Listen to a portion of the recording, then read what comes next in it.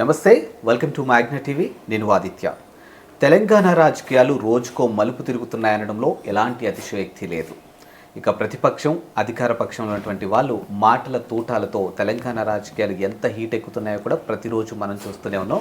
మరి వీటన్నిటి గురించి తెలుసుకునే ప్రయత్నం చేద్దాం. ప్రస్తుతానికి మనతో పాటు ఉన్నారు బీజేపీ సీనియర్ నాయకులు, అలాగే మాజీ ఎమ్మెల్సీ రామచంద్రరావు గారు ఉన్నారు. ఒకసారి సార్తో మాట్లాడించే ప్రయత్నం చేద్దాం. సార్ నమస్కారం. సార్ నమస్తే అండి. సార్, ప్రస్తుతం తెలంగాణ రాజకీయాలు ప్రతిపక్షం, అధికార పక్షం ఒకరినొకరు సంధించుకోవడం కానీ, ఒకరినొకరు మాటల తూటాలుగా పేల్చుకుంటూ రాజకీయాలు చాలా హీటు మీద ఉన్నాయడంలో సందేహమే లేదు, చాలా స్పష్టంగా తెలుస్తోంది. ఇకపోతే ఇటీవల కాలంలో కేంద్ర ఆర్థిక శాఖ మంత్రి నిర్మలా సీతారామన్ ప్రవేశపెట్టినటువంటి బడ్జెట్లో తెలంగాణకి శూన్యం అంటూ ఒక అంశం బయటికి రావడం జరిగింది. మరి దీనిపై మీ కామెంట్ ఏంటి? అసలు ఇది అర్థ లేనిటువంటి ఆరోపణ. ఈ ఆరోపణ ఎందుకు చేస్తున్నారు అనేది ఒక వివేకవంతమైనటువంటి ఏ వ్యక్తి కూడా చేయడు. రాజకీయాల్లో అనుభవం ఉన్న వాళ్ళు కూడా ఇటువంటి ఒక ఆరోపణ చేస్తున్నారంటే అది అవివేకం అనాలా, లేకుంటే కావాలని ప్రజల్ని తప్పుదారి పట్టిస్తున్నారని ఆలోచించాలి. ఏ బడ్జెట్లో కూడా ఒక స్టేట్ సెంట్రిక్ ఉండదు. ఇది national budget. For example road వేస్కు ఒక 10 లక్షల కోట్లు అలాట్ చేశారు అనుకోండి. ఆ 10 లక్షల కోట్లు ఎక్కడ పెడతారు చెప్పండి? అన్ని దేశం అంతా పెడతారు. ఈరోజు తెలంగాణకు 12 జాతీయ రహదారులు వచ్చినాయి. అవి దాంట్లో ఉంటాయి కదా. ఒకటి. రెండోది, అగ్రికల్చర్కు ఇంకో 10 లక్షల కోట్లు పెట్టారు. అగ్రికల్చర్ పెట్టినట్టు మొత్తం 10 లక్షలు తీసుకొని ఉత్తరప్రదేశ్లో పెడతారా, లేకపోతే పంజాబ్లో పెడతారా, ఇంకెక్కడ పెడతారా? దేశవ్యాప్తంగా దాన్ని as per the population basis కానీ వాళ్ళ standards of procedures, operative procedure దాని ప్రకారం చేస్తారు. ఈ విధమైనటువంటి ఆలోచన ఎందుకు వస్తున్నదంటే ఈ బడ్జెట్ మీద మీకు వేరే విమర్శ చేయలేక ఈ విమర్శ చేస్తున్నారు. సామాన్యంగా బడ్జెట్లో ఏంటంటే అది లోటు బడ్జెట్ అనో, ఇన్ఫ్లేషన్ పెన్షన్ అనో అదనో. కానీ ఈసారి బడ్జెట్ ఏంటంటే చాలా peoples friendly budget, middle class friendly budget, మీకు శాలరీ క్లాస్ ఫ్రెండ్లీ బడ్జెట్. ఎవ్వరు కూడా ఏ సెక్షన్స్ కూడా దీన్ని మనం యాంటాగనైజ్ చేసినట్టు లేకుంటే 100% ఎవరిని మనం సాటిస్ఫై చేయలేము, అది వేరే మాట. కానీ ఈ బడ్జెట్ 90% ఆఫ్ ది సొసైటీని ఒక రకమైనటువంటి ఒక సాటిస్ఫాక్షన్ లెవెల్ తీసుకొచ్చింది. తర్వాత ఇన్వెస్ట్మెంట్, ఎంప్లాయ్మెంట్ జనరేషన్ కూడా make in India, stand up India, దాంట్లో ముద్రా లోన్స్, దాంట్లో మొత్తం డబులింగ్ అయినాయి. దాదాపు ఇప్పుడు వచ్చిన 8 లక్షల మంది ఉమెన్కు స్టార్టప్ ఇండియాలో వారికి వచ్చిన స్టాండప్ ఇండియాలో వారికి వచ్చినటువంటి ఒక ఏదైతే లాస్ట్ టైం ఉమెన్ ఎంపవర్మెంట్ కింద ఉమెన్ ఎంటర్ప్రైజ్ చేస్తే దాన్ని మళ్ళీ డబుల్ చేశారు. అంటే 16 లక్షలు ఇప్పుడు అయితే మళ్ళీ ఇప్పుడు అట్లా ఉపాధి పెరుగుతున్నది, మీకు ఉద్యోగ అవకాశాలు పెరుగుతున్నాయి. ఈ రకమైనటువంటి ఒక 12 లక్షలు శాలరీ క్లాస్కు ఊరట వచ్చింది ఇన్కమ్ ట్యాక్స్లో. ఇవన్నీ దీని మీద క్రిటిసిజం చేయాలి. కానీ మా తెలంగాణకు శూన్యం. మీరు తెలంగాణ బడ్జెట్ పెట్టినప్పుడు 33 జిల్లాల పేర్లు మెన్షన్ చేస్తారా? ఆ రోజు హైదరాబాద్ వాసిగా నేను అడుగుతున్నాను, మా హైదరాబాద్కు ఏమి ఇచ్చింది బడ్జెట్? శూన్యం అంట. మీరు చూడండి, బడ్జెట్ శూన్యమే ఉంటుంది. నల్గొండలో కూడా శూన్యం వస్తుంది, మహబూబ్నగర్ శూన్యం వస్తుంది. ఏదైనా 2-3 ప్రాజెక్టులు ఎక్కడైనా వరంగల్లో అక్కడ పెట్టుంటే దాన్ని మెన్షన్ చేస్తారు. కానీ మొత్తం 33 జిల్లాల గురించి మెన్షన్ చేయరు. కాబట్టి మీరు ఒకవేళ 33 జిల్లాలకు బడ్జెట్ మీరు పెడుతున్నారు, ప్రస్తావన వస్తుంది అని అంటే చెప్పండి. నెక్స్ట్ బడ్జెట్లో కూడా మీ తెలంగాణకు కానీ అన్ని రాష్ట్రాలు కానీ వచ్చేట్టు మేము చేస్తాం. అంటే పేరు మెన్షన్ అయ్యేటట్టు. వాళ్ళ పేరు మెన్షన్ కాలేదు, శూన్యం అంటుంది. ఏం శూన్యం కాదు. తెలంగాణకు ఇవ్వాల్సింది ఇస్తున్నాము, తెలంగాణకు ఇవ్వాల్సి ఇస్తాము. ప్రజలు కూడా గతంలో టీఆర్ఎస్ పార్టీ ఇదే ఆరోపణ చేసింది. అయినా కూడా టీఆర్ఎస్ పార్టీకి మన పార్లమెంట్లో ఒక సీటు కూడా రాకుండా పోయింది. అంటే ప్రజల్ని వీళ్ళని నమ్మట్లేదు, ప్రజలు వీళ్ళని విశ్వసించట్లేదు అనేది స్పష్టమవుతుంది. ఓకే. అండ్ ప్రస్తుతానికి తెలంగాణలో ఒక హాట్ టాపిక్ ఏదైనా ఉంది అంటే కులగణన. సో ఈ కులగణన సర్వే సరిగా జరగలేదని, మరి బీసీలకి అన్యాయం జరిగిందంటూ ఈరోజు బీఆర్ఎస్ వాళ్ళు మాట్లాడుతున్నటువంటి తీరు కూడా చూస్తూనే ఉన్నాం. మరి దీనిపై అసలు మీ పార్టీ నుంచి ఎలాంటి కామెంట్స్ వస్తున్నాయి? ఒక్కటండి, కులగణనకు బీజేపీ ఎప్పుడు వ్యతిరేకం కాదు. దాన్ని కులగణనని, కులాలని రాజకీయకరం చేసేయడానికి మేము వ్యతిరేకం. Okay. You cannot politicise caste, you go for caste sensor. కానీ మీరు దేనికోసం క్యాస్ట్ సెన్సర్ పెడుతున్నారు ఒకసారి మేము అడుగుతున్నాం. ఈరోజు స్కీమ్స్ వాళ్ళ దగ్గర పోవట్లేదా? మీరే పెట్టింది స్కీమ్సే కదా. ఎంతమంది బీసీని అనుభవిస్తున్నారు, ఎంతమంది ఎస్సీని మీ దగ్గర లేదా? రికార్డ్ లేదా? డాటా లేదా? ఉంది కదా. మళ్ళీ ఏంది కొత్త రాజకీయం? ఒకటి. రెండోది సరే మీరు కులగణన చేశారు, 42% 50% ఒక క్యాస్ట్కి వచ్చింది అనుకోండి, మీరు 42%.6 ఏదో ఉన్నది, మీరు ఎంతవరకు వాళ్ళకు ఏం స్కీమ్స్ పెట్టా చెప్పండి. ఇంతమంది పర్సెంటేజ్ ఉన్నాయి, ఇంతమంది స్కీమ్ పెడతారు, మళ్ళీ చివరికి మీరు దీన్ని తీసుకుపోయి మళ్ళీ పార్లమెంట్లో పడేస్తారు.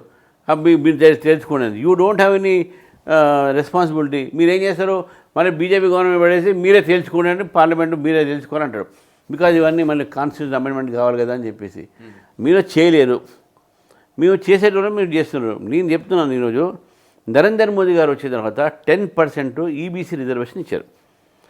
ఏ ఒక్క బీసీ కానీ ఎస్సీ కానీ ఎస్టీ కానీ రిజర్వేషన్లో ఎవరికి కూడా నష్టం జరగలేదు. కాన్స్టిట్యూషన్ అమెండ్మెంట్ చేసి ఇది బై అండ్ అబోవ్ దాంట్లో తీసుకొని వచ్చి దాన్ని 10%తో చేశారు. సుప్రీంకోర్టు కూడా దాన్ని ఓకే అనేది. ఇప్పుడు మీరు ఇక్కడ రిజర్వేషన్ పాలసీ మీద మీరు 42% ఏదో అంటారు. లాస్ట్ టైం టీఆర్ఎస్ పార్టీ ఇదే అన్నది, మేము 50% 42%, కానీ సుప్రీంకోర్టు క్యాప్ వల్ల ఏమైంది 32% 36%కు ఆగిపోయింది. ఇప్పుడు అట్నే అవుతుంది కదా. మీరు మన సుప్రీంకోర్టు జడ్జ్మెంట్ మీకు అడ్డం ఉంది కదా, మీరు ఎవరు చెవిలో పువ్వు పెడతారు, మీ ఇష్టం అని చెప్తారా? మీరు చెప్పండి. మరి అదే మీకు అడ్డం వస్తుంది లోకల్ బాడీ ఎలక్షన్స్ రిజర్వేషన్స్లో. నేనేమంటున్నానంటే మీరు స్కీమ్స్ తీసుకురండి.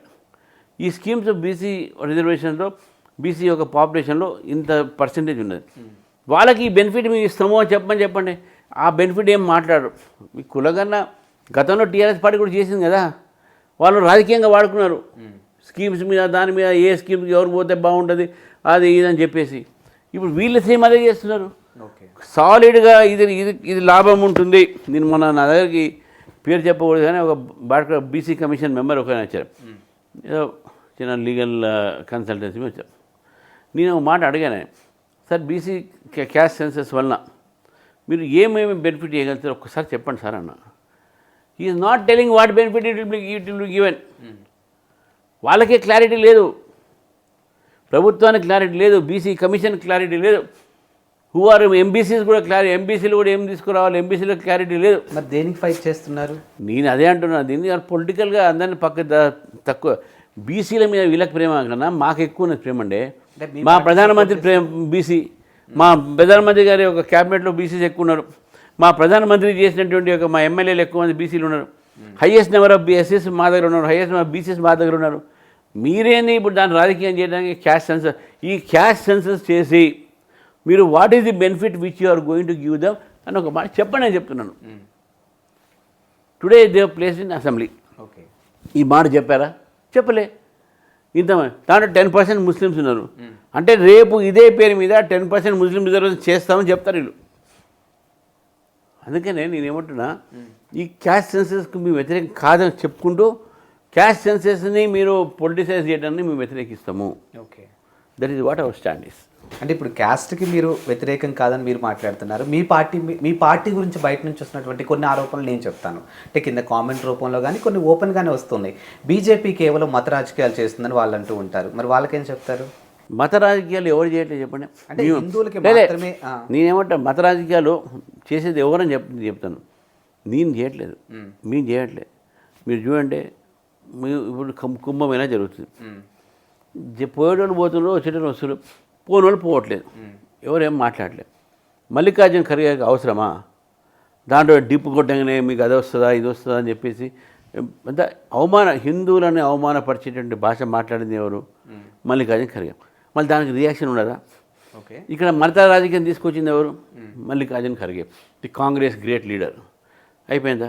రామ్ జన్మభూమి విషయంలో మీరు కట్టలేరు, మీరు కట్టరు, మీరు రాముడే అంటారు, మీరు ఓన్లీ పొలిటికల్గా వాడుతున్నారు అని అంటారు. మరి రామ్ జన్మభూమి కట్టిన తర్వాత ఆయన మాట్లాడుతున్నారు. రామ్ జన్మభూమి కట్టిన తర్వాత, టెంపుల్ కట్టిన తర్వాత ఇప్పుడు వీళ్ళ దగ్గర ఆన్సర్ ఏముంది? అది చేస్తారా, మీరు అట్లా చేస్తారా, మీరు ఓన్లీ వాళ్ళనే పిలిచారు, ఈ కులపోళ్ళని పిలిచారు, ఆ కులపోళ్ళని పిలిచారని చెప్పి మాట్లాడే మాటలు వీళ్ళు. ఈరోజు వాళ్ళకి తెలియదు రామ్ జన్మభూమి దగ్గర ఉన్నటువంటి ఏ కులాలు అన్ని, ఈవెన్ ముస్లిమ్స్ కూడా రాముడు భక్తులు ఉన్నారు అక్కడ. కానీ తీసుకువచ్చింది కాంగ్రెస్ పార్టీ. మొత్తం దేశంలో కమ్యూనల్ ఇష్యూస్, కమ్యూనల్ పాలిటిక్స్ చేస్తున్నదే కాంగ్రెస్ పార్టీ. తర్వాత ఇండియా అలయన్సెస్ ఈ ఓట్ బ్యాంక్ పాలిటిక్స్ కోసం బంగ్లాదేశ్ నుంచి అక్కడి నుంచి వచ్చినటువంటి ఒక ఏదైతే చొరబాటుదారు ఉన్నారో ఇన్ఫిల్ట్రేటర్స్ వాళ్ళందరినీ మేమైతే వాళ్ళకు ఇల్లీగల్గా ఇక్కడ ఉండడానికి వీలు లేదు అని చెప్తున్నాం. మీరు ఏదంటే సిటిజన్స్ అమెండ్మెంట్ యాక్ట్లో మీరు సిటిజన్షిప్ అప్లై చేసుకోండి, మీకు వాళ్ళ దాంట్లో ఫిట్. కానీ మీరేంది వాళ్ళకి ఆధార్ కార్డులు ఇచ్చి ఓటర్ కార్డులు ఇచ్చి హైదరాబాద్లో 10,000 పైన రోహింగ్యాలు ఉన్నారు ఇక్కడ, వాళ్ళకి ఆధార్ కార్డు మన ఓటింగ్ కార్డులు ఇవన్నీ ఇచ్చేసి మొత్తం ఫెసిలిటీ ఇచ్చేసి మన దేశం సత్రం కాదు. మన దేశంలో కూడా ప్రజలు ఉన్నారు. ఫస్ట్ మీరు అన్ని చొరపాటు జరుగుతుంది. ఎందుకు వాళ్ళని మీరు అలో చేస్తున్నారు అంటే వాళ్ళు ముస్లిమ్స్ బీజేపీకి ఓటేరు, వీళ్ళని మన దేశంలో ఇన్క్లూడ్ చేసుకొని మా రాష్ట్రంలో వీళ్ళ ఓటర్ లిస్ట్లో పెడితే ఓట్లు మా పెరుగుతాయని చెప్పి ఆలోచనతో వీళ్ళు ఓటు బ్యాంక్ పాలిటిక్స్ చేస్తున్నారు. అదే కమ్యూనల్ పాలిటిక్స్ తీసుకొచ్చింది ఎవరు? వీళ్ళు కాదా? So BJP never speaks of communal politics. నేను చెప్తానండి, మొన్న ఎలక్షన్స్లో కూడా మేము డెవలప్మెంట్ మీద పోయినాం. అంతకుముందు అటల్ బిహారీ వాజ్పేయి ఉన్నప్పుడు బిజిలీ సడక్ పానీ మీద పోయినాం.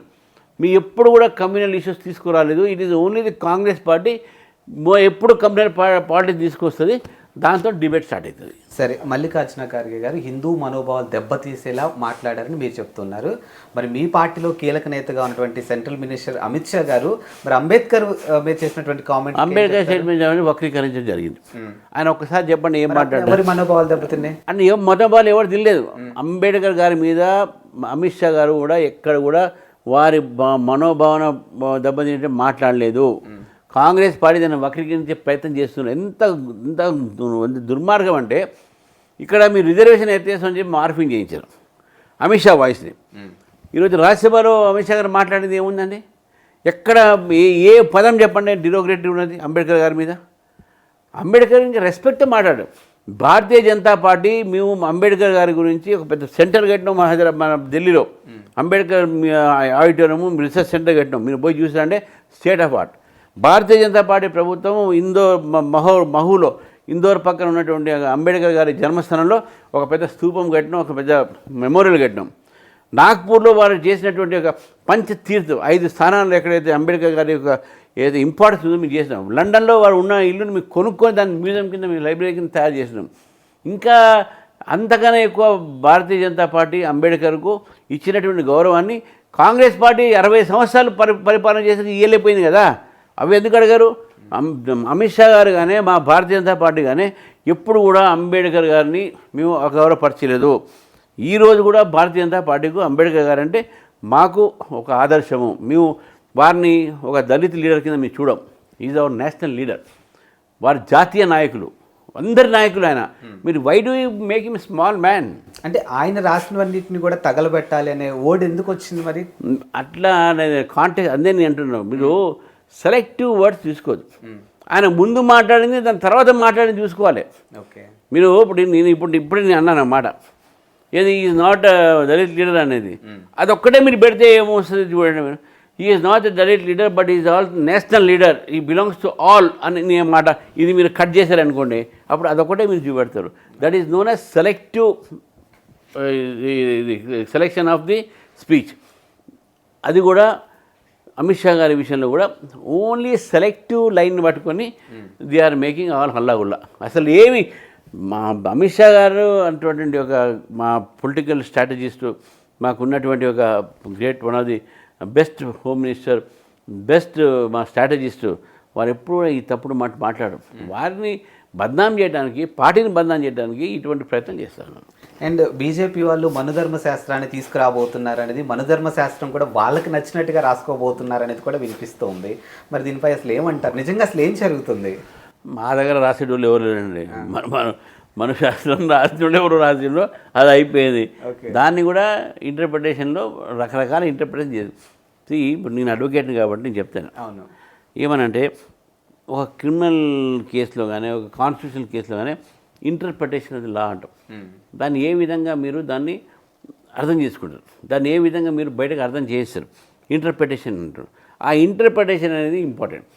మీరు ఒక మంచిని కూడా మీరు బ్యాడ్గా ఇంటర్ప్రిట్ చేయొచ్చు, ఒక చెడును కూడా గుడ్గా ఇంటర్ప్రిట్ చేయొచ్చు.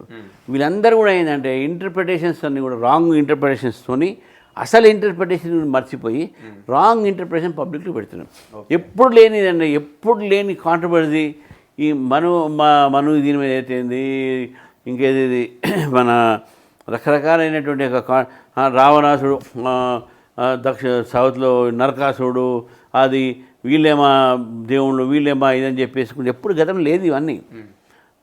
ఇప్పుడు ఎందుకు తీసుకొస్తున్నారు? ఒక కొత్త నేరేషన్ క్రియేట్ చేయాలని, సొసైటీని డివైడ్ చేయాలని. మీరు భారతదేశంలో డివైడ్ చేసే బ్రేకింగ్ ఇండియాలో పార్ట్ ఇవంతా కూడా జార్జ్ సోరోస్ లాంటి వ్యక్తుల ఒక సంబంధించినటువంటి ఒక స్ట్రాటజీలో వీళ్ళందరూ పడి భారతదేశంలో విచ్ఛిన్న శక్తులు ఇవన్నీ కూడా తయారు చేసినటువంటి ఒక థియోరీస్, నేరేషన్స్. కాబట్టి ఇది ఎప్పుడు భారతదేశంలో మనశాస్త్రం కానీ, ఆ శాస్త్రం ఈ శాస్త్రం కానీ ఎప్పుడైనా బట్టి మనం అడుగుతామంటే ఇప్పుడు కుంభమేళాలో కోట్లాది మంది పోయినారు. పక్కన కులం అడిగినా ఆడ అన్న భోజనాలు చేసేటటువంటి టెంట్లలో క్యాష్ తీసుకుంటారా? అందరూ ఒక ఏకదాటిగా యాజ్ ఎ నేషన్, ఒక రాష్ట్రం కింద అక్కడ పోయారు, దేశం కింద పోయారు. ఒక కంట్రీలో ఉన్నటువంటి ఒక కల్చర్ని అక్కడ మనం నిమ్మడానికి పోయినటువంటి వ్యక్తులు, there is no caste, no religion, no region. అటువంటి కుంభమేళాని మీరు దాన్ని అప్రిషియేట్ చేయాలి. అది భారతీయ సంస్కృతి. ఈ నేరేషన్స్ ఏదో ఉన్నాయో, మనుస్మృతినో అదనో ఇదనో, ఇవి మోడర్న్ డేస్లో అర్బన్ నక్సల్స్, ఆ ఇంటలెక్చువల్స్, వాళ్ళకి సంబంధించిన లెఫ్టిస్ట్ ఇంటలెక్చువల్స్ వీళ్ళు తీసుకొచ్చిన narration. Hinduism or Hindu thoughts are never divisive, they are all unifying thoughts. ఈ డివిజివ్ థాట్స్ అన్నీ కూడా ఇవన్నీ వీళ్ళు విచ్ఛిన్నకరణ శక్తులని కూడా హిందూ ఒక మతాన్ని, హిందూ ఒక పుస్తకాలని, హిందూ ఒక కోడ్స్ని, హిందూ ఒక రిచువల్స్ని ఒక అప్రత్యక్షపాలు చేసేటువంటి ప్రయత్నాలు చేస్తున్నారు. కాబట్టి అది వాళ్ళ ప్లాన్, వాళ్ళ కాన్స్పిరసీ. దీంట్లో ముఖ్యంగా జార్జ్ సోరోస్ లాంటి వ్యక్తులు, అర్బన్ నక్సల్స్ వల్ల కొంతమంది ఫిలాసఫర్స్, యూనివర్సిటీస్లో చేసే leftist so called thinkers, leftist teachers, leftist చేసే ఒక భావన క్రియేట్ చేసే భావన, ఇవన్నీ కూడా దేశాన్ని ముక్కలుగా చేసేటువంటి, ఈ దేశాన్ని ఒకటే నమ్మకుండా మీరు India is a multi nation అనేటటువంటి థియరీని తీసుకొచ్చి ఈ రకమైనటువంటి థియరీని ముందు పెడతా ఉన్నారు. Yes, coming to Telangana politics. ఇప్పుడు తెలంగాణ పాలిటిక్స్లో ప్రతి ఒక్క పార్టీ కూడా, అంటే అధికార పక్షం అవ్వచ్చు, ప్రతిపక్షం అవ్వచ్చు, ప్రతి ఒక్కరు కూడా బీసీలకి పెద్దపీఠం వేస్తున్నామని, బీసీలకి హయ్యెస్ట్ పొజిషన్ కల్పిస్తున్న ప్రతి ఒక్కరు మాట్లాడుతూ ఉన్నారు. బట్ కాంగ్రెస్లో చూసుకుంటే హయ్యెస్ట్ ఆఫ్ ద, అంటే ఓసీల వాళ్ళు మాత్రమే ఎక్కువగా ఉన్నారని, ఇటు బీజేపీ నుంచి చూసుకున్నా, బీఆర్ఎస్ నుంచి చూసుకున్నా కానీ, అంటే ఎక్కడ బీసీలకి మీరు పెద్దపీట వేసిందని ప్రతి ఒక్కరు కూడా ప్రశ్నిస్తూ ఉన్నారు. మరి ఏం చెప్తారు? ఇప్పుడు బీఆర్ఎస్ కాంగ్రెస్ ఏం చేస్తుంది దాని మీద మాట్లాడా, కానీ భారతీయ జనతా పార్టీ మాత్రం ఈరోజు ఉన్నటువంటి ఒక రాజకీయ పరిస్థితులు, ఇప్పుడు కాదు ఎప్పటికైనా సరే, మా పార్టీలో ఫస్ట్ నుంచి కూడా బీసీసీ ఆధిపత్యం ఉన్నది. నేను సింపుల్ చెప్తా, బీసీల ఆధిపత్యం ఉంది, కానీ పొజిషన్స్ మాత్రం ఓసీలకి ఇస్తున్నారని మాట్లాడుతున్నారు. ఇప్పుడు పొజిషన్లు ఓసీ నేను ఒప్పుకోను. ఇప్పుడు మాకున్నటువంటి ఒక ఏదైతే ఇప్పుడు తెలంగాణ వరకు మీరు మాట్లాడారు, తెలంగాణ గురించి డాక్టర్ లక్ష్మణ్ గారు ఓబీసీ ప్రెసిడెంట్, వారు రాజ్యసభ పార్లమెంట్ బోర్డు మెంబరు, వారు చాలా వరకు అనేకమైన పదవులు కూడా ఇచ్చారు. ఇప్పుడు దత్తాత్రేయ గారు ఓబీసీ లీడరు, వారు మా రాష్ట్ర అధ్యక్షులు ఉండే, 3 సార్లు కేంద్ర మంత్రి ఉన్నారు, ఎంపీ, ఈరోజు హర్యానా గవర్నర్గా వారు పనిచేస్తున్నారు. అదేవిధంగా మీరు బండి సంజయ్ గారు ఒక ఓబీసీ లీడర్, ఆయన ఎంపీ 2 సార్లు టికెట్ ఇచ్చిన, 2 సార్లు బ్రహ్మాండంగా గెలిచాడు, ఇప్పుడు హోంశాఖ మంత్రి. మీరు ఈ విధంగా చూసుకుంటూ పోతే, ఈటల రాజేందర్ గారు మా ఎంపీ ఇచ్చారు, ఎంపీ గెలిచాడు, ఆయనకు 2 సార్లు 2 టికెట్లు కూడా ఇచ్చినాం గతంలో, హుజూరాబాద్లో, గజ్వేల్లో. అంతమంది బై ఎలక్షన్ కూడా పార్టీ పూర్తిగా సపోర్ట్ చేసింది, మరి వారు ఓబీసీ లీడర్. మీరు ఈ విధంగా మీరు తీసుకుంటూ పోతే డెఫినెట్గా మా దగ్గర పెద్దపీఠం వేస్తున్నది ఓబీసీలకి. కానీ ఈయన ఓబీసీ కాబట్టి ఇవ్వాలి, వాళ్ళ టాలెంట్ చూసి మేము ఇస్తున్నాం, అది కూడా గుర్తుపెట్టుకోవాలి. They are having a talent, మేము చేస్తున్నాం. ఓబీసీ ఎస్, అక్కడ ఇప్పుడు మా జిల్లా అధ్యక్షులు నియామకాలు దాంట్లో 50% అబోవ్ ఓబీసీస్. మీరు లిస్ట్ చూడండి, దే 50% అబోవ్ సార్ ఓబీసీస్. కాబట్టి ఓబీసీలకు పెద్దపీఠం వేయాలని మేము మాటలు చెప్పడం కాదు, మీ చేతలతో చూపెడుతున్నాం. వాళ్ళని చెప్తా ఉన్నాను ఈరోజు కాంగ్రెస్ పార్టీ, బీఆర్ఎస్ పార్టీ, ఏ పార్టీ అయినా సరే, మీరు బీసీలకు ఏం చేశారంటే మీరు చేయలేదు. మీరంతా ఫ్యామిలీ పార్టీస్, మీరంతా ఒక పార్టీ. ఇంత మాట్లాడుతున్న కాంగ్రెస్ పార్టీ చెప్పండి, వారు ఆల్ ఇండియాలో ఇంకా నెహ్రూ ఫ్యామిలీ, గాంధీ ఫ్యామిలీ కిందనే వాళ్ళు పడి ఉన్నారు కదా, వాళ్ళ చేతిలోనే ఉంది కదా మొత్తం రాజకీయం అంతగా. మళ్ళీ ఎందుకు మాట్లాడారు, వాళ్ళ చేతిలో ఎందుకు ఉన్నదని చెప్పేసి, మా బీసీలకి ఎందుకు మాట్లాడారు అక్కడ, ఇక్కడ ఎందుకు మాట్లాడుతున్నారు మీరు? You ask your central leadership to give leadership from Gandhi family to an BC family. ఇయ్యరు. బీఆర్ఎస్ పార్టీని అడగండి, అదే మీరు ఇంకో పార్టీ రీజనల్ పార్టీని అడగండి, వాళ్ళు మాత్రం వాళ్ళ కుటుంబం పెట్టుకుంటారు, బయట మాత్రం అంతా ఈ రాజకీయం చేస్తారు. కానీ BJP is the only party. Time వస్తే వాళ్ళని కూడా అడుగుతాం, మాకు ఇంటర్వ్యూస్ టైం ఇస్తే లేదు మీరు అడగడం, మీరు ఇప్పుడు అడగడం కాదు, మీరు అడుగుతారం కాదు, నేనది సమాజం కూడా అడగాలి. They should see what is happening. మీరు చెప్పంగానే కాదు కదా. ఈరోజు కాంగ్రెస్ పార్టీ చాలా కాలర్లు పైకి తీసుకొని మేము బీసీ గణగణన చేశాము, జనగణన చేశాము అన్నారు. ఎస్ చేశారు, బీసీలకు న్యాయం చేయాలని అంటున్నారు. నేషనల్ పార్టీ మీది పైన లీడర్షిప్ బీసీలకు ఇవ్వండి. గాంధీ ఫ్యామిలీని తీసుకుని బీసీ ఫ్యామిలీకి ఇవ్వండి, ఇవ్వలేరు. లేరు. ఇది ఓన్లీ మాటలు, రాజకీయాలు మాత్రమే. కేవలం డివిజివ్ పాలిటిక్స్ కోసం ఇవన్నీ చేస్తున్నారని చెప్పి మీకు చెప్తా ఉన్నాం. అండ్ రానున్న రోజుల్లో ఇదే Telangana BJP president position BC వాళ్ళకి మేము ఎక్స్పెక్ట్ చేయొచ్చా? బీసీ అది బీసీ ఎక్స్పెక్ట్ చేయొచ్చు, ఎస్సీకి ఎఫ్సీకి చేయొచ్చు, ఏదైనా కాదు. కానీ బీసీ సీఎం అనౌన్స్ చేసి మేమే కదా. దానికి ఇప్పుడు organization is different, government is different. మీకు పొజిషన్స్ ఆర్ డిఫరెంట్. మీ గవర్నమెంటల్ పొజిషన్ ఇంతకుముందు చెప్పినంత గవర్నమెంటల్ పొజిషన్స్, ఎంపీ అయితే ఏంది, గవర్నర్ అయితే ఏంది, మినిస్టర్ అయితే ఏంది, ఇవన్నీ కూడా గవర్నమెంటల్ పొజిషన్స్. పార్టీ ఇంటూ మా పార్టీలో మేము చేస్తున్నటువంటి ఒక ఏదైతే ఉందో దానికి ఎవరికైనా ఇవ్వచ్చు. బీసీకి ఇవ్వచ్చు, ఎస్సీకి ఇవ్వచ్చు, ఎఫ్సీకి ఇవ్వచ్చు, ఇంకెవరికైనా ఇవ్వచ్చు. పని తీరు బట్టి అదే లీడ్ చేయాలి to party for in construction of our structure. మా పార్టీని, కార్యకర్తల్ని, వాళ్ళని పార్టీ కార్యక్రమం ముందు తీసుకుపోవడానికి అది ఎవరికైనా తీసుకోవచ్చు. ఎవరు కులం లేనోడికి ఇచ్చుకుంటాం, కులం ఉన్నోడికి ఇచ్చుకుంటాం. తక్కువ కులం అనేటువంటి మా దగ్గర లేదు, తక్కువ ఎక్కువ కులాలు లేవు మా దగ్గర. మేము కార్యకర్తగానే చూస్తాం, లీడర్గా చూస్తాం. వాళ్ళే మా పార్టీని లీడ్ చేసుకుని ముందు తీసుకుపోతారు. కానీ సోషల్ ఈక్వాలిటీ వచ్చినప్పుడు, సోషల్ జస్టిస్ వచ్చినప్పుడు డెఫినెట్గా ఇవన్నీ కూడా చూస్తాము. గవర్నమెంటల్ పొజిషన్స్లో మీ పొజిషన్ చూస్తాం. ఎమ్మెల్యేలు ఎంతమందికి మేము బీసీలకు ఇచ్చినాం. ఇవాళ మా ఎమ్మెల్యే లిస్ట్ తీయండి. పాయల్ శంకర్ గారు ఏంది, రామారావు పవార్ గారు ఏంది, రాజాసింగ్ గారు ఏంది, ఇప్పుడు 8 మంది ఎమ్మెల్యేస్ మాకు. అట్లా చూడాలి మీరు. బీజేపీ స్టేట్ ప్రెసిడెంటో లేకుంటే బీజేపీ జనరల్ సెక్రటరీ ఎవరో, ఆల్ ఇండియా ప్రెసిడెంట్ ఎవరో అట్లా చూడొద్దు మీరు. అట్లా అంటే నేను ఇంతకుముందు చెప్పినట్టు మళ్ళీ కాంగ్రెస్ పార్టీ ఎవరు, బీఆర్ఎస్ పార్టీ ఎవరు, అవన్నీ వస్తాయి. వాళ్ళ కులాలు, వాళ్ళ మతాలు తీయాల్సి వస్తుంది అప్పుడు మనం. అండ్ మొన్న జరిగినటువంటి వరంగల్లో బీసీ యుద్ధభేరి సభలో ఒక ఎమ్మెల్సీగా ఉన్నటువంటి తీర్మాన్ మల్లన్న మాట్లాడినటువంటి తీరు మీరు కూడా చూసే ఉంటారు. మరి ఒక ఎమ్మెల్సీ అంటే ఒక మాజీ ఎమ్మెల్సీగా దానిపై అసలు మీ కామెంట్ ఏంటి ఆయన మాట్లాడినటువంటి తీరుపై? ఇప్పుడు ఒక వ్యక్తి మీద నేను కామెంట్ చేయదలుచుకోలేదు. ఆ వ్యక్తి చేసిన కామెంట్ మీద వాళ్ళ పార్టీ చేయాలి. ఆల్రెడీ స్టార్ట్ అయింది అక్కడ కూడా, వాళ్ళ పార్టీ చేయాలి. అది వాళ్ళు అంటే వాళ్ళని సమర్థిస్తారా లేదా అనేది. ఎందుకంటే తీర్మానం వల్ల మాట్లాడి నేను కామెంట్ చేసి నేను ఆయనతోనే నేనేదో ఇప్పుడు కాదు, వాళ్ళ పార్టీ వాళ్ళు అక్కడ యాక్షన్ తీసుకోవాలి. వాళ్ళ పార్టీ వాళ్ళని అడగాలి, ఎందుకు చెప్పారు, ఏ సందర్భం చెప్పారు, వాళ్ళు అడగాలి. Internal matter. కానీ ఏదో నేను చెప్తున్నాను, సమాజాన్ని విచ్ఛిన్నం చేసేటటువంటి ఒక శక్తులు కానీ, వ్యక్తులు కానీ, ఇటువంటి ఒక మాటలతోని సమాజం విడిపోతుంది. అందరూ బాధ్యతగా ఉండాలి. ఒక ఎమ్మెల్యే, ఒక ఎమ్మెల్సీ, ఒక ఎంపీ బాధ్యతరహితమైనటువంటి మాటలు మాట్లాడద్దు, బాధ్యత గలమైనటువంటి మాటలు మాట్లాడాలి. మనం ఒక సోషల్ ఇంజనీర్స్, మనకు ఒక సమాజం మనకు అవకాశం ఇచ్చింది, ఒక మంచి పొజిషన్లో మనం మంచి ఒక సమాజాన్ని ముందుకు తీసుకుపోయి మాట్లాడాలి. కానీ రాజకీయాలు ఉంటాయి.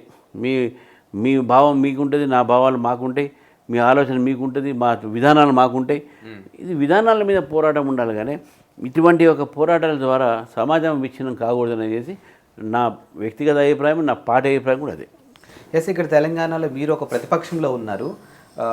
ప్రతిపక్షం ఉన్నటువంటి బీఆర్ఎస్ నుంచి కానీ వాళ్ళ పార్టీ నుంచి మొన్న జరిగినటువంటి బీసీ పార్టీ ఆ మీటింగ్ దగ్గర నుంచి కూడా చూసుకుంటే తెలంగాణలో రెడ్ల రాజ్యం నడుస్తుందని చెప్పేసి చాలా కామెంట్స్ వస్తూ ఉన్నాయి. మరి మీకు అనిపించిందా ఇక్కడ అసలు?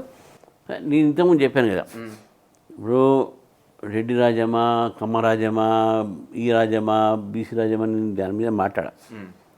వాళ్ళ పార్టీ వాళ్ళు గెలిచారు, ఎవరికి ఇచ్చారు వాళ్ళ నిర్ణయం. మా పార్టీ వస్తే మా పార్టీ ఎవరికి ఇస్తాం ఏంది అనేది మేము ఇస్తాం. ఈ కుల రాజకీయాలు, ఈ మత రాజకీయాలతోనే వచ్చే బాధ్యత ఇది. ఒక మత రాజకీయాలు ఎంఐఎం నాకు ఇంతమంది 12% ముస్లిం ఓట్స్ నేను ఒక పార్టీకి సపోర్ట్ చేస్తాను అంటే ఇక ఆ పార్టీ మొత్తం పాలసీస్ అన్నీ వాళ్ళ అయిపోయి తీసుకుపోతుంది. ఏది కూడా ఇది చూడాలి. హిందూస్ డివైడ్ అయి ఉంటారు కాబట్టి హిందూస్కి ఏమి ఇవ్వకున్నా పర్వాలేదు, హిందూస్కి నష్టం చేసినా పర్వాలేదు, కాబట్టి మేము ఏదైనా చేసుకోవచ్చు అని చెప్పేసి వాళ్ళకు కొంత ఉంటుంది. నేనేమంటున్నా, ఈ రాజకీయాలు, కుల రాజకీయాలు, మత రాజకీయాల్లో ఈ రెడ్డి రాజ్యమా, ఆ రాజ్యమా అనేది ఇది చాలా అది చూసేటప్పుడు వాళ్ళు విశ్లేషించుకున్నది వేరే మాట. కానీ దేశంలో ఇటువంటి ట్రెండ్ మంచిది కాదు. ఓకే. మన తెలంగాణకు అసలు మన తెలంగాణ కొత్త రాష్ట్రం, ఒక యాస్పిరేషనల్ స్టేట్ ఇది. మనకు ఒక ఆశయాలు ఉన్నాయి, మనకు ఆకాంక్షలు ఉన్నాయి. ఇవన్నీ కూడా ముందుకు తీసుకుపోవాలంటే కుల రాజకీయాలతోనే మనం ముందుకు పోలేము. ఇది మనం డెవలప్మెంట్ పాలిటిక్స్ తీసుకోవాలి. డెవలప్మెంట్ ఈజ్ అబౌవ్ క్యాస్ట్ అనే ఆలోచన తీసుకొని రావాలి. అందుకనే ఈ ఈ మాటలు మాట్లాడే వాళ్ళు కూడా నేను కోరుతున్నాను, మీరు సమాజంలో రాబోయే తరానికి మనం ఒక వరవడి తీసుకొచ్చి ఒక కొత్త ఆలోచన తీసుకొస్తాం. కానీ ఈ కుల ఆలోచనను, ఈ విచ్ఛిన్న ఆలోచనను మనం దాన్ని దూరం తీసుకుపోవాలి. It is not good for country, not good for the state. ఎవరికి కూడా అది మంచిది కాదు. అండ్ ప్రస్తుతానికి తెలంగాణలో కాంగ్రెస్లో చూసుకుంటే అంతర్గత పోర్లు ఎక్కువగా ఉన్నాయని సీక్రెట్గా ఒక 10 మంది మంత్రులు ఒక మీటింగ్ పెట్టారని ఒక ఫామ్ హౌస్లో, పర్టికులర్గా పొంగులేటి శ్రీనివాసరెడ్డి వ్యవహార శైలిపై కాస్త అసంతృప్తిగా ఉన్నారనేది ఒకటి బయటకు వచ్చింది. ఇప్పుడు దాన్ని అడ్వాంటేజ్గా ఇటు బీఆర్ఎస్ నుంచి కానీ ఇటు బీజేపీ నుంచి కానీ తీసుకోబోతున్నారని మీ పార్టీ ఎమ్మెల్యే ఈరోజు చేసినటువంటి కామెంట్ చూసుకుంటే, మేము అవిశ్వాస తీర్మానం పెట్టబోతున్నాం, ఖచ్చితంగా పెట్టే రోజులు వచ్చిన దగ్గరికి అవసరమైతే ఎంఐఎంను కూడా మేము కలుపుకుంటాము, బట్ కాంగ్రెస్ని మాత్రం గద్దె దించే ప్రయత్నమే ప్రధాన ఎజెండా అన్నట్టుగా మాట్లాడడం జరిగింది. నిజంగా జరుగుద్ది అంటారా? ఇప్పుడు వారి ఆలోచన ఏంటంటే కాంగ్రెస్ మీద అంత వ్యతిరేకం ఉన్నది, కాంగ్రెస్కు దింపాలనే ఆలోచన ప్రజల్లో వచ్చింది, అన్ని వర్గాల్లో వచ్చింది అని చెప్పేటటువంటి విధానం అది. ఓకే. ఇప్పుడు మీ అందరం కూడా కలిసి దింపుతాం అని అంటే సమాజం మొత్తం మీకు వ్యతిరేకం ఉంది, తెలంగాణ మీకు వ్యతిరేకం చెప్పడానికి అదొక రెటారిక్ టైప్లో చెప్పడం జరిగింది. అంటే అవసరమైతే కలుపుకుంటారు బీఆర్ఎస్ కలుపుకుంటూ అవసరమైతే మేము చెప్పినవి ఏంటంటే అక్కడ entire Telangana is against Congress party and every one wants Congress party step down. అంటే అందరూ కూడా కాంగ్రెస్ పార్టీ మీద వ్యతిరేకత ఉన్నది తెలంగాణలో, ఈ తెలంగాణ ప్రభుత్వం పోవాల్సి ఉందే అందరూ కోరుతున్నారు, అది ఎవరైనా కానీ ఏ వర్గమైనా కానీ అని చెప్పడానికి ఒక మార్గంగా మాట్లాడారు. ఆ సిచ్యువేషన్ వచ్చినప్పుడు ఏం చేయాలి ఏంటని అప్పుడు డిసైడ్ చేస్తాం. పార్టీ ఒక వ్యక్తి చెప్పినంత మాత్రం అదే డిసిషన్ కాదు కదా, ఇట్ ఈస్ ఎ సజెషన్, చూస్తాం అప్పుడు. ఓకే. అండ్ ఇప్పుడు తెలంగాణలో ఎమ్మెల్సీలకి ఎలక్షన్స్ హవా నడుస్తుంది, మీరు ఒక ఎమ్మెల్సీగా చేశారు, ఏంటి అసలు ఎలా ఉండబోతుంది? నేనే ఇన్ఛార్జ్ ఎమ్మెల్సీ అనేది. ఇప్పుడు అక్కడి నుంచి వస్తున్నాను, అదే నల్గొండ నుంచి వస్తున్నాను, నేనంతా కరీంనగర్ పోయాను. ఈ మూడిట్లో కూడా నేను ఇంతమంది మనం మాట్లాడినట్టు మొత్తం వ్యతిరేకత గాలి ఉంది కాంగ్రెస్కు. వాళ్లకు బీఆర్ఎస్ మీద నమ్మకం పోయింది. ఎందుకంటే మన పార్లమెంట్ ఎలక్షన్స్లో బీజేపీ మొత్తం 8 సీట్లు గెలిచింది, బీఆర్ఎస్ ఒక సీట్ కూడా రాలేదు. తెలంగాణ ప్రజల్లో బీజేపీని ప్రత్యామ్నాయంగా చూస్తున్నారు. కాబట్టి ఈ 3 సీట్లు, 2 ఉపాధ్యాయ సీట్లు, 1 గ్రాడ్యుయేట్స్, ఈ పట్టభద్రతలు 3 కూడా బీజేపీ 100% గెలుస్తుందని చెప్పి నాకు పూర్తి నమ్మకం. నేనే ఇన్ఛార్జ్ గారు తిరుగుతున్నాను కాబట్టి ప్రజల్లో చాలా ఫేవరబుల్ అట్మాస్ఫియర్ ఉంది బీజేపీ పక్షాన. అన్న మొన్న బడ్జెట్ అయితే ప్రవేశపెట్టారో దాంతో టీచర్స్ చాలా హ్యాపీగా ఉన్నారు. టీచర్స్ 12 లక్షలు ఒక ఊరట ఏదవుతుందో శాలరీ ఎట్లా, మామూలు మాట కాదు అది. సో ఇవన్నీ కూడా మాకు మంచి ఒక ఫలితాలు ఇస్తాయని చెప్పేసి ఆశిస్తున్నాం, జరగాలని చెప్పేసి కూడా కోరుతున్నాను. మీరు ఎమ్మెల్సీ కన్నా దానికన్నా కూడా ముందు మీరు ఒక అడ్వకేట్గా ఉన్నారు. ఇప్పుడు ఏదైతే తెలంగాణలో ఈ పార్టీలు చేంజ్ అయినటువంటి ఎమ్మెల్యేలు ఉన్నారో ఈ పార్టీ ఫిరాయింపులపై అసలు మీ కామెంట్ ఏంటి? డెఫినెట్గా పార్టీ ఫిరాయింపుల మీద చర్య తీసుకోవాల్సిందే, అది ఏ పార్టీ అని కానీ. It's not good. ఇప్పుడు కాంగ్రెస్ పార్టీకి నేను చెప్తున్నాను, మీ పార్టీ నాయకుడే రాజీవ్ గాంధీ గారు 10th షెడ్యూల్లో మార్పులు తీసుకువచ్చి డిఫెక్షన్ లాని మార్చాడు. ఆయారాం గయారాంను తగ్గించేసి 2/3 అయితే మార్చాలి, అవి డిఫెక్షన్స్కు మాత్రమే ఉన్నది. ఈ మాస్ డిఫెక్షను, ఇండివిజువల్ డిఫెక్షన్స్ అనేటటువంటి దానికి స్టాప్ చేయాలని చెప్పి ఆలోచన రాజీవ్ గాంధీ కాదు కదా, మరి ఆ పార్టీ దీన్ని ప్రోత్సహిస్తుంది. ఇప్పుడు చట్టంలో కొన్ని రుసుకులతోని కొన్ని పార్టీలు చేసేసేసింది. మా పార్టీలు కూడా ఎక్కడైనా కూడా చూసి జాయిన్ అయ్యి ఉండొచ్చు, మా పార్టీని బయటికి పోయి ఉండొచ్చు వేరే రాష్ట్రాల్లో అక్కడ. కానీ నేను ఏమంటున్నా అంటే డిఫెక్షన్ ఈజ్ నాట్ గుడ్. ఒక పార్టీ సింబల్ మీద గెలిచి ఆ పార్టీ సింబల్ నేను మళ్ళీ నీకు పార్టీ సస్పెండ్ చేస్తే వేరే మాట, మీరు ఆ పార్టీలో ఏం కారణాలు లేకుండా వేరే పార్టీకి పోతాం, ఏమైనా అధికారం కోసం పోతే ప్రజలను మోసం చేసాడు. మీకు ప్రజలు ఒక పార్టీ సింబల్ మీద గెలిపించారంటే మీరు అపోజిషన్లో ఉండడమో లేకుంటే రూలింగ్లో ఉండాలంటే ఆ ప్రాంత ప్రజలు నిర్ణయించారు. ఫర్ ఎగ్జాంపుల్ మల్కాజ్గిరి నుంచి నేను గెలిచాను అంటే వారు ఏమంటారు, you have been selected by BJP to be as an opposition member, not as ruling member. అది నీ రోలు. నీకు అది ఇచ్చినప్పుడు నువ్వు మళ్ళీ రూలింగ్ పార్టీ ఎట్లా పోతావు? Why are going to ruling party? నీ స్వార్థం కోసం పోతావు అంటే మీ అన్న ఓట్లు నీకు వేసినది మా ఓట్లను నువ్వు ధిక్కరిస్తావా అనే ఆలోచన వస్తుంది. కాబట్టి defection cannot be encouraged. Defection నువ్వు చేయాలంటే పార్టీ మారాలంటే రిజైన్ చేయి, రిజైన్ చేసి మళ్ళీ నువ్వు పోటీ చేయి, గెలు రా. అంతేగాని నేను ఒక పార్టీని గెలిచి ఇంకో పార్టీలో పోతా. చాలా ఘోరం ఏంటంటే ఒక పార్టీలో గెలిచి ఆ కంటిన్యూ అవుతూ 3 నెలలకే పార్లమెంట్లో వేరే సింబల్ మీద పోటీ చేసేటటువంటి ఒక పరిస్థితులు మనం చూసినాం రాష్ట్రంలో. ఇక అంతకన్నా మన ఒక ప్రజాస్వామ్యాన్ని ఇంకా హాస్యపరమైనటువంటి ఇంకేముంటుంది? ఇది హాస్యపరమైనటువంటి ఒక సిచ్యువేషన్స్. గెలిచింది కారు మీద పోటీ చేసేది ఇచ్చి మన నెక్స్ట్ చేయి మీద దాంట్లోనే కొనసాగుతూ దీంట్లో అసలు స్పీకర్ కూడా ఇంత ఘోరంగా అంటే టీఆర్ఎస్ పార్టీ కూడా స్పీకర్ అట్నే వ్యవహరించారు, ఇక్కడ స్పీకర్లు వ్యవహరించారు. Speaker is the constitutional post. నువ్వు పార్టీలకు అతీతంగా ఉండాలి. ఇది కాన్స్టిట్యూషన్ మీరు పక్కదారి పెట్టించేసి రాజకీయాలని మీరు తీసుకొని వచ్చి స్పీకర్ పోస్ట్ కూడా వాల్యూ లేకుండా చేస్తున్నారనే విషయాన్ని ఈరోజు ప్రజలు మాట్లాడుకుంటున్నారు. Yes, coming to central politics, నిన్నటితో ఢిల్లీ ఈ అంటే ఏదైతే ప్రచారం అనేది ముగిసింది. సో 5th ఎలక్షన్స్ ఉన్నాయి అండ్ 8th రిజల్ట్ రాబోతుంది. మరి అక్కడ కూడా బీజేపీకి ఆప్కి మధ్య గట్టి పోటీ ఉండబోతుంది. సో ఎలా ఉండబోతుంది అసలు అక్కడ? నేను ఢిల్లీ ఎలక్షన్ పోలేదు. నాకు కూడా ఈ ప్రచార సాధనాల వల్లనే ఉన్నటువంటి సమాచారం ప్రకారం ఈసారి ఢిల్లీ బీజేపీ కైవసం చేసుకుంటుంది. మన పార్లమెంట్ కూడా బ్రహ్మాండమైన సీట్లు వచ్చినాయి, అన్ని సీట్లు బీజేపీ గెలిచింది. ఈసారి కూడా మొత్తం ఢిల్లీలో కేజ్రీవాల్ ఏ ఒక ఎజెండాతోనైతే రాజకీయాలు వచ్చాడు ఆ ఎజెండా పక్కే పెట్టాడు. ఆయన ఏమన్నాడు, నాకు గవర్నమెంట్ అవసరం లేదు, నాకు సెక్యూరిటీ అవసరం లేదు అన్నాడు. ఇప్పుడు సెక్యూరిటీతో తిరుగుతున్నాడు. నాకు గవర్నమెంట్ క్వార్టర్ వద్దన్నాడు. పెద్ద సీస్మైన్ కట్టించుకో రాజమహల్ కొన్ని 200 కోట్లతో ఎంతో కట్టించాడు. అట్లా ఆయన మాట్లాడింది ఒకటి చేసేది. నేను అవినీతి రహితమైన పరిపాలన తీసుకొస్తాను. లిక్కర్ స్కామ్ లాంటి స్కామ్లో కూర్చొని వాళ్ళ మంత్రులే జైల్లో ఉన్నారు. మొన్న రిలీజ్ అయ్యారు వీళ్ళందరూ ఈ ఎలక్షన్స్ కోసం. ఈయన కూడా జైలుకి పోయి వచ్చినాడే. అంటే ముఖ్యంగా మన తెలుగు స్టేట్లలో జైలుకి వెళ్ళి వచ్చిన ప్రతి ఒక్కరు కూడా సీఎం అయ్యారు. మరి ఇప్పుడు అది అక్కడ వర్కౌట్ అయిద్దంటారా?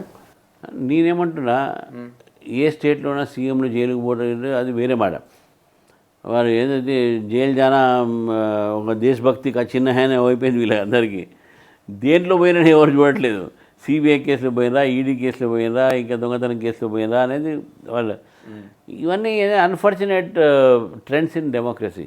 ఓకే, అది. కానీ హెడ్ అనే వ్యక్తి జైలుకు పోతే నువ్వు అక్కడ పోయిన తర్వాత ఏం చేస్తుండో అతను స్టూక్ని పెడుతుండు. అంటే ఆయన కట్టుపోతులేదు అని ఏమంటారు, పప్పెట్ ఆయన పెడుతున్నారు. తోలుబొమ్మ ఆటలో ఒక తోలుబొమ్మను పెడుతున్నారు. ఇప్పుడు ఇక్కడ బీహార్లో నితీష్ కుమార్ జైలు పోగానే వాళ్ళ భార్యని పెట్టినాం తోలుబొమ్మ. ఇక్కడ మీరు ఇక్కడ ఇది ఢిల్లీలో ఆతిషిని పెట్టినాం, ఆమె తోలుబొమ్మ. ఎవరికి వాళ్ళు డిసిషన్ తీసుకుని మళ్ళీ డిసిషన్ వీళ్ళే తీసుకోవాలి. ఈ రకమైనటువంటి చాలా చోట జరిగినాయి. జైలుకి పోతే పక్కకు పోతే వేరే వాళ్ళని తీసుకొచ్చి తోలుబొమ్మని పెడతారు. మన అక్కడ తమిళనాడు కూడా అట్నే అయింది.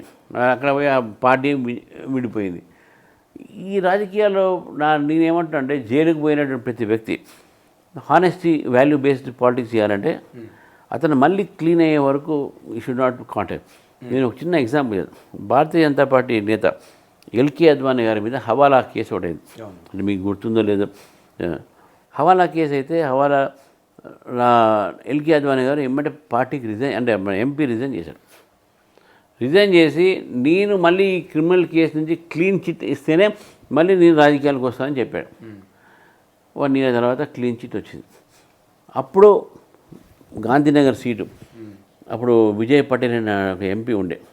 ఆ విజయ్ పటేల్ రిజైన్ చేసి ఆ గాంధీనగర్ సీటు మళ్ళీ అద్వానీ గారు పోటీ చేసి మళ్ళీ రాజకీయాలు వచ్చారు. ఇది వాల్యూ. ఒక్క ఓటు కొనుక్కొని నేను నా అధికారాన్ని నేను కాపాడగలుగుతుండే, కానీ నేను చేయలేదు. ఒక్క ఓటుతోని రాజకీయాలు మొత్తం ఒక వాల్యూ బేస్డ్ పాలిటిక్స్ తీసుకొచ్చిన వ్యక్తి అటల్ బిహారీ వాజ్పేయి. ప్రభుత్వం కాపాడుకోవాలంటే ఒక ఎంపీని కొనలేరా? అది వాల్యూ బేస్డ్. ఈ వాల్యూస్ ఇప్పుడు ఎక్కడ పోయినాయి? ఇది రాజకీయాలు రాబోయే తరానికి కానీ ఈ ప్రజాస్వామ్యం కానీ ఇది బతకాలంటే, దేశం మంచి పేరు రావాలంటే, బతకాలంటే, దేశంలో ప్రజాస్వామ్యం బతకాలంటే వాల్యూ బేస్డ్ పాలిటిక్స్ ఉన్నాయి. ఈ డిఫెక్షన్స్ ఇవన్నీ కాదు. ఇవన్నీ unfortunate incidents in democracy. And మొన్న జరిగినటువంటి మహారాష్ట్ర ఎలక్షన్స్లో భాగంగా కూటమి అంటే ఏదైతే ఎన్డీఏ కూటమిలో ఉన్నారో కూటమిలో భాగంగా పవన్ కళ్యాణ్ గారి యొక్క ప్రచారం అక్కడ బాగా ప్లస్ అయిందని, ఆయన ఏదైతే 4 ప్రాంతాలు పర్యటించారో అక్కడ బంపర్ మెజారిటీ బీజేపీ గెలవడం జరిగింది. ఇప్పుడు ఇక్కడ చంద్రబాబు నాయుడు గారు కూడా ప్రచారానికి వెళ్ళడం జరిగింది. మరి వీళ్ళు ఎంతవరకు ప్లస్ అవుతున్నారు మీకు? ఇప్పుడు డెఫినెట్గా ఒక లీడర్, అతనికి ఫాలోయింగ్, ఇప్పుడు సినిమా యాక్టర్ ఒక ఫాలోయింగ్, ఆ ఫాలోయింగ్ వచ్చి అక్కడ ఆల్రెడీ ఒక వాతావరణం ఉన్నది, ప్రభుత్వం మీద ఫేవరబుల్ వాతావరణం ఒకటి ఉన్నది, తర్వాత అపోజిషన్ మీద శివసేన మీద దాని మీద వ్యతిరేక భావన, దాన్ని ట్రిగర్ చేసి పవన్ కళ్యాణ్ గారు దాన్ని ఒక కన్సాలిడేట్ చేసి ఓట్లు ఇచ్చిన ఘనత డెఫినెట్గా వారి యొక్క రాకతోని. అనేక కారణాలు ఉంటాయి, గెలుపుకు ఓటమికి అనేది కారణాలు ఉంటాయి, గెలుపుకు అనేక కారణాలు ఉంటాయి. ఆ గెలుపులో వారు కూడా కారణం ఒకటి. రెండోది, చంద్రబాబు నాయుడు గారు ఈరోజు కూడా తెలుగు రాష్ట్రాల్లో చంద్రబాబు నాయుడు ఒక ఇంపాక్ట్ఫుల్ లీడర్, ప్రభావం ఉంటుంది. తెలుగుదేశం ఈరోజు తెలంగాణలో లేకపోవచ్చు, కానీ చంద్రబాబు నాయుడుకు ఈ ప్రభావం పడేటటువంటి ఓటర్స్ చాలామంది ఉంటారు. And is respected leader. చాలా రిఫార్మ్స్ తీసుకొచ్చారు. ఈరోజు ఆ రోజు అటల్ బిహారీ వాజ్పేయి గారు ప్రధానమంత్రి ఉన్నప్పుడు చంద్రబాబు నాయుడు గారు ముఖ్యమంత్రి ఇక్కడ ఉంటే ఇద్దరు కలిసి హైదరాబాద్ ఫేస్ మార్చారు. అది గుర్తుపెట్టుకోవాలి మనం. సైబర్ సిటీ ఏదో వచ్చింది ఇప్పుడు, అదేదైతే మనం అందరం కూడా చూస్తున్నాం, IT sector revolution, cyber tower, Atal Bihari Vajpayee గారు దాన్ని ఇనాగ్రేట్ చేశారు. గచ్చిబౌలి స్టేడియం అటల్ బిహారీ వాజ్పేయి గారు వచ్చి చేశారు. అంటే ఆఫ్రో ఏషియన్ గేమ్స్ అక్కడ జరపడం జరిగింది. ఇప్పుడు సిటీని ఒక రూపం మార్చినటువంటి ఒక వ్యక్తి Hyderabad. If it is there, it is NDA గవర్నమెంట్లో అప్పుడు చంద్రబాబు నాయుడు గారు వారు మొత్తం అటల్ బిహారీ వాజ్పేయి గారి సపోర్ట్తోని హైదరాబాద్ స్వరూపం మార్చారు. ఇది మర్చిపోదు. డెఫినెట్గా వారి ఇంపాక్ట్ ఉంటుంది ఇక్కడ క్యాంపెయిన్ చేస్తే. అది. And coming to Telangana politics, ప్రస్తుతం తెలంగాణలో కాంగ్రెస్ సర్కార్ అధికారంలో ఉంది. కాంగ్రెస్ సర్కార్ అధికారంలోకి రాకముందు ఏవైతే 6 గ్యారెంటీలు చెప్పి అధికారంలోకి వచ్చారో, ఇప్పుడు 6 గ్యారెంటీల మీద ప్రశ్నించేది బీజేపీ నుంచి రఘునందన్ రావు గారు ఉన్నారు, బీజేపీ నుంచి చాలామంది ప్రశ్నిస్తూ ఉన్నారు. ఇప్పుడు ఇదే బీజేపీని కాంగ్రెస్ వాళ్ళు కూడా ప్రశ్నిస్తూ ఉన్నారు. మరి సెంట్రల్లో మీరు వచ్చారు, మీరు ఎన్నో హామీలు చెప్పొచ్చారు, వాటిని ఎంతవరకు మీరు నిర్వర్తించారో చెప్పండి అనే వేళ వాళ్ళు క్వశ్చన్ చేస్తూ ఉన్నారు. మరి ఏం చెప్తారు? మేము ఏ ఒక అబద్ధాల గ్యారంటీతో మేము రాలే. ప్రధానమంత్రి కిసాన్ సమ్మాన్ యోజన ద్వారా మేము రైతులకు ఇప్పుడు కూడా మీ గతంలో 6,000 ఇస్తుంటే ఇప్పుడు పెంచినాం, దాన్ని 10,000 8,000 చేసినాం. మేము భారతదేశంలో ప్రగతి దారిలో పెడతామని చెప్పినాం. భారతదేశం ప్రగతిలో మేము ఏం చేసినాం అంటే, అప్పుడు 75 ఎయిర్పోర్ట్ ఉంటే ఇప్పుడు 150 ఎయిర్పోర్ట్ ఉన్నాయి. మేము ప్రతిరోజు 80 కిలోమీటర్ల రహదారులు వేస్తున్నాం. మేము ప్రతిరోజు ఈరోజు దేశంలో ఉన్నటువంటి ఒక ఏదైతే రైల్వేస్ లైన్స్ ఉన్నాయో దాదాపు మేము కొత్త లైన్స్ వేస్తున్నాం. కొత్త రైల్వే డబ్బాలు తీసుకొచ్చినాం. అంటే వందే భారత్ కానీ బుల్లెట్ ట్రైన్స్ ఇప్పుడు ప్రయత్నం జరుగుతుంది. ఇట్లా కొత్త కోచెస్ తీసుకొచ్చినాం. పాతవన్నీ కూడా తీసుకొచ్చాం. మేము చట్టాన్ని మార్చినాం. చట్టాలంటే కలోనలైజేషన్ ఏదైతే బ్రిటిష్ కాలం వచ్చే చట్టాలను తీసుకొచ్చి మార్చి కొత్త చట్టాలు తీసుకొచ్చి ప్రజలకు ఇంకా న్యాయం దగ్గరగా వచ్చేటట్టు సరళీకరం అయ్యేటట్టు మేము పెట్టినాం. మేము ప్రతి రంగంలో డిఫెన్స్ ఎక్స్పోర్ట్స్ పెరిగినాయి, ఇంపోర్ట్స్ తగ్గినాయి. మేము ఈరోజు డెవలప్మెంట్ దేశంలో ప్రపంచంలోనే 5వ ఒక ఆర్థిక వ్యవస్థగా తీసుకువచ్చినాం. మేము 3 ట్రిలియన్ ఎకానమీకి తొందరలోనే చేరుకుపోతున్నాం, ఓ 2-3 ఏళ్లలోనే. అంటే ఇవన్నీ కూడా డెవలప్మెంట్ చేసినటువంటి కనబడుతుంది కదా. మేము ఫ్రీ ఎక్కడ ఇస్తామో ఏమనలే కదా. మేము ఒక ఫ్రీ ఒకటి ఇస్తుంది కేవలం రైతులకు మాత్రమే. మేము ఈరోజు కూడా 5 కిలోల బియ్యము, 5 కిలోల చెన, ఇవన్నీ కూడా ఏదైతే ఫుడ్ గ్రెయిన్స్ ఉన్నాయో 80 కోట్ల ఒక ప్రజలకు మేము ఉచితంగా ఇస్తున్నాం. 80 కోట్ల మందికి ఈరోజు ముద్రా లోన్ ద్వారా మేము దాదాపు ఒక 30 కోట్ల మందికి ఈరోజు మేము 8 కోట్ల మందికి ఉపాధి మేము కలిగించినాం. తర్వాత ఈ దేశంలో బ్యాంకు అకౌంట్ లేని సమయంలో కూడా ఈరోజు దేశ ప్రజలందరికీ కూడా బ్యాంక్ అకౌంట్ వచ్చింది. తద్వారా వారికి వచ్చేటువంటి లబ్ధి డైరెక్ట్గా బ్యాంకులో పోయి ఒక్క పైసా కూడా దళారీల ద్వారా మధ్య కూడా అవినీతి రహితమైన పరిపాలన మేము అందిస్తున్నాం. మేము చెప్పింది చేస్తున్నాం. మేము ఇప్పుడు చెప్పండి, ఆర్టికల్ 37 తీసేసినాం. తెలంగాణలో నిరుద్యోగుల సమస్య స్టార్ట్ అయినప్పుడు ఇదే గ్రూప్ 1 అభ్యర్థులకి మీ పార్టీ నుంచి బండి సంజయ్ గారు వెళ్ళి సపోర్ట్ చేసినటువంటి తీరు మేము చూసాము. మరి ఇప్పుడు ఇదే నిరుద్యోగుల విషయంలో సెంట్రల్ నుంచి దాదాపుగా సంవత్సరానికి 2 కోట్ల ఉద్యోగాల వరకు మేము ప్రొవైడ్ చేస్తామని మాట్లాడినటువంటి సెంట్రల్ గవర్నమెంట్ ఈరోజు దానికి ఏం సమాధానం చెప్తుందనేది కూడా ప్రశ్నిస్తూ ఉన్నారు. ఒకటి స్టేట్ గవర్నమెంట్ ఉద్యోగాలు, ఫెడరల్ సిస్టంలో స్టేట్ గవర్నమెంట్ ఉద్యోగాలు వాళ్ళకు ఉండే, సెంట్రల్ గవర్నమెంట్ ఉద్యోగాలు ఫర్ ఎగ్జాంపుల్ డిఫెన్స్, రైల్వేస్, పోస్టలు, ఇవన్నీ సెంట్రల్ గవర్నమెంట్ కింద వస్తాయి. సెంట్రల్ గవర్నమెంట్ కింద వచ్చేది గవర్నమెంట్ ఉద్యోగాలు టైం షెడ్యూల్ ప్రకారం యూపీఎస్సీ లేదా జాబ్ క్యాలెండర్, ప్రతి ఉద్యోగం కూడా జాబ్ క్యాలెండర్ ప్రకారం వస్తాయి. ఎక్కడెక్కడైతే వేకెన్సీ అవుతుందో అప్పుడు చేస్తారు. అది కాకుండా గవర్నమెంట్ ఉద్యోగాలు కావు, ఉద్యోగ ఉపాధి అవకాశాలు కలిగించడం కూడా ఒక ఇది. సో ఆ కల్పన అనేది ఈరోజు భారతీయ జనతా పార్టీ ప్రభుత్వానికి ఉంది. ఈరోజు మా కల్పనతోని, మా ఒక ఉద్యోగ ఉపాధి కల్పనతోని ఈరోజు దేశవ్యాప్తంగా కోట్లాది ఉద్యోగాల కల్పన ఉన్నాయి.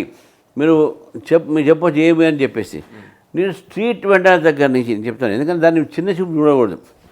ఈరోజు స్ట్రీట్ వెండర్ దగ్గర నుంచి స్విగ్గీ జుగ్గి ఇటువంటి ఒక సంబంధించినటువంటి ఒక అవకాశాల దగ్గర నుంచి, అంటే యూత్కి వచ్చే అవకాశం, అంటే దాన్ని చేయాలని కాదు, అది ఎక్స్ట్రా ఇన్కమ్ కింద వస్తుంది. వైల్ లెర్న్ అనే దీంట్లో దాని దగ్గర నుంచి మీకు ఎంఎస్ఎంఈ సంబంధించినటువంటి ఇండస్ట్రీ దగ్గర నుంచి, మీకు హెవీ ఇండస్ట్రీ దగ్గర నుంచి, స్టార్టప్ ఇండియా, స్టాండప్ ఇండియా ఇక్కడ దగ్గర నుంచి, మీరు మేక్ ఇన్ ఇండియా దగ్గర నుంచి, మీరు మొత్తం ప్రపంచంలో ఉన్నటువంటి ఒక సెల్ ఫోన్ కంపెనీలు హయ్యెస్ట్ ఈరోజు భారతదేశంలో ఉన్నాయి. ఇటువంటి ఒక సెల్ ఫోన్ కంపెనీలో ఉన్న ఉద్యోగాల అవకాశాలు కాబట్టి డిఫెన్స్ ఇండస్ట్రీస్లో వచ్చిన అవకాశాలు ఇవన్నీ మీరు చూస్తూ ఉంటే మా ఒక ఏదైతే ఉద్యోగ ఉపాధి కల్పన ఏదైతే ఉందో అది చాలా వరకు ఉన్నది.